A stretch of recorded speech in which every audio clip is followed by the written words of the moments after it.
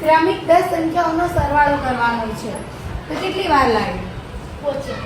તો આપણે 5 જ સેકન્ડમાં ક્રમિક 10 સંખ્યાઓનો સરવાળો કરીશું. કેટલી વારમાં? ખાલી 5 જ સેકન્ડમાં. તો શું કરવાનું છે ટ્રીક કે જે સંખ્યા છે પહેલી સંખ્યા એમાં +4 કરી દેવાના. કેટલા કરવાના? +4 કરીએ એટલે કેટલા થાય? કેટલા થાય? 75. અને એમાં બીજા 5 ઉમેરી દેવાના. આ થઈ ગયો આપણો જવાબ. આવી ગયો 5 સેકન્ડમાં જવાબ. અહીંયા શું કરીશું? 95 માં કેટલા ઉમેરવાના? 95. 4. કેટલા થાય? 55. પાછળ કેટલા મૂકવાના?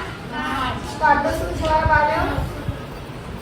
955. 955. તો એનો સરવાળો છે. આ તમારે કરવાનો છે.